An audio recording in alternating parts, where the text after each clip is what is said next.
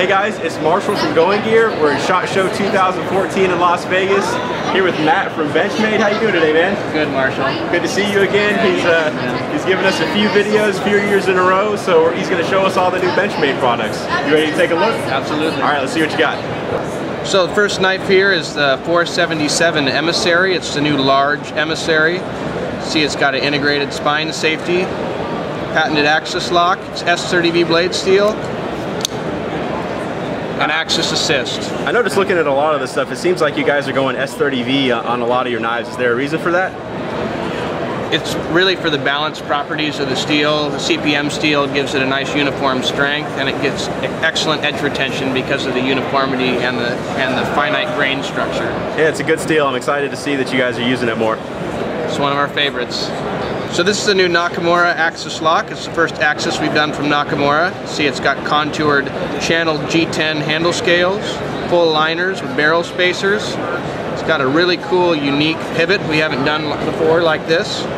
Again, this is a M390 blade steel, so it's our most premium blade steel. A lot of corrosion resistance on that one, right? M390 is excellent for corrosion resistance and also fantastic edge retention. Some of the best.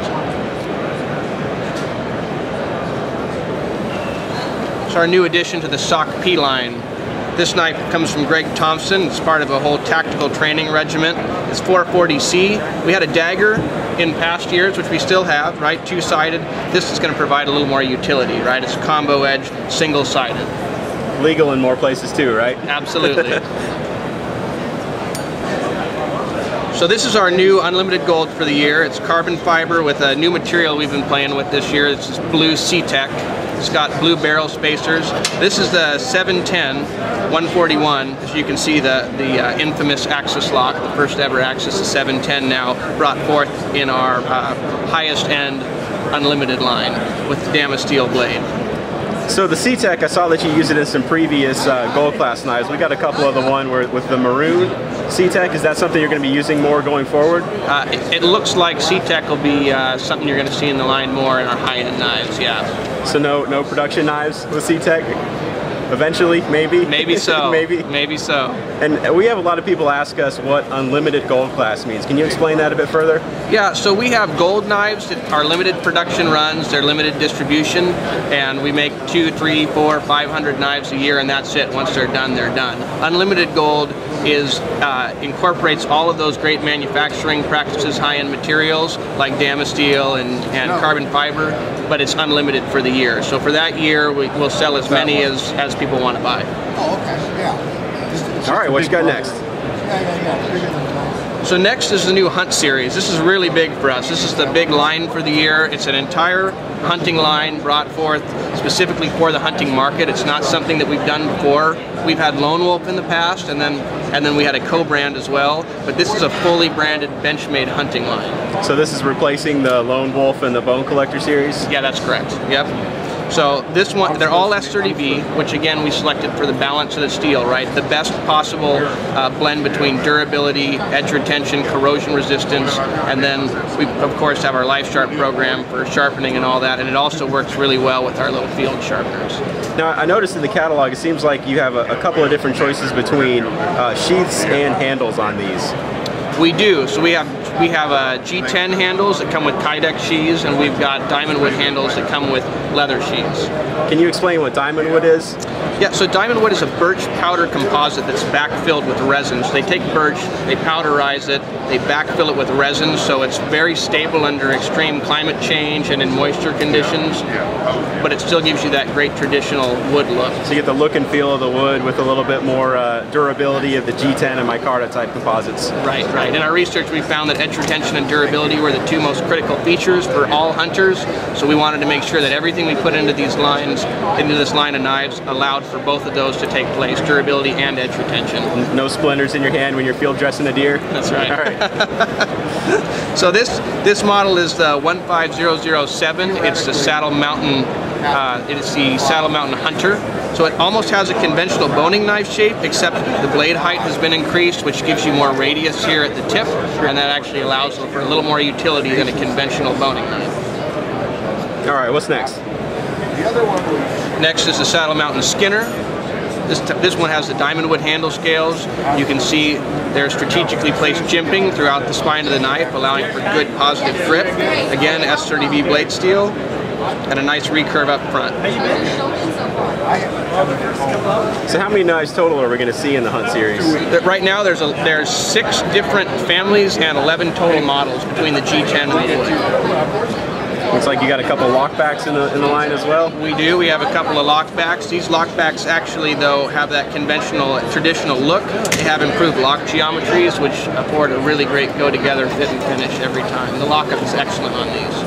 So why lockback in the Hunt series instead of axis or liner or frame lock or something like that? So we do have 2 axis locks actually in the Hunt series, but these 2 lockbacks, we wanted to make sure that we were bringing something that had that really traditional, that was grounded in the heritage of hunting, and there's nothing more traditional in the folder than a lockback. However, we have of course given it diamond wood and S30V. Sure.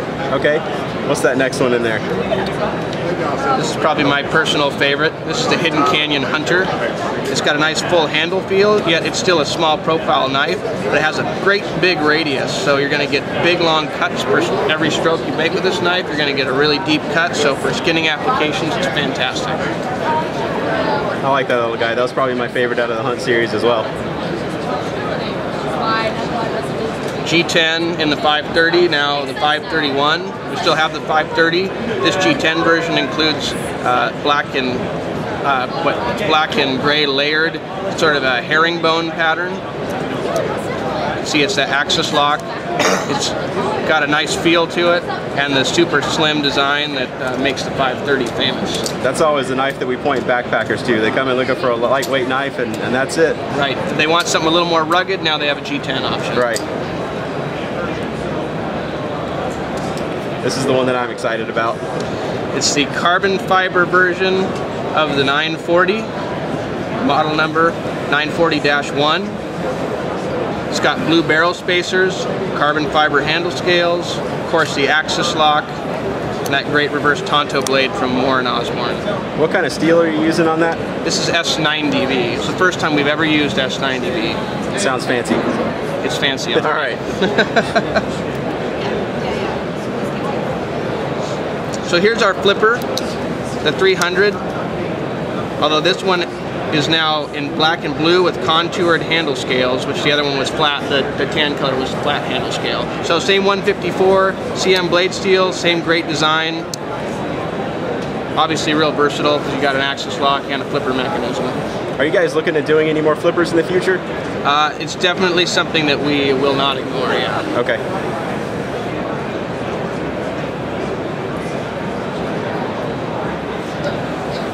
The return of the striker, now an axis lock with G10 handle scales. It's got these cool channels in it. It's a peel ply, so great positive grip traction. See, it's got a nice aggressive Tonto blade. And of course, axis lock and full liners. So you still are producing the auto versions of these? Correct. We still have the auto. Now we have, before we had the nitrous striker, now we have an axis striker in the manual version that's, of course, legal in more states. There's a couple different sizes of that guy, right? There is. There's a small and a large. So that's the large right there? This is large, yep. So this is the new HK axis lock. It's got full steel liners, nice peel plies, going to give you great positive grip traction.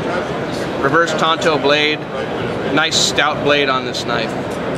I noticed that you guys have been using D2 in a few of your knives, and some other manufacturers are starting to use that in folders, or traditionally you see it in a lot of fixed blades. Is there a reason for using like a kind of a semi-stainless or tool steel or whatever they call it? Well, so of course this knife has a BK coating on it, right? So it allows us to use a semi-stainless like a D2.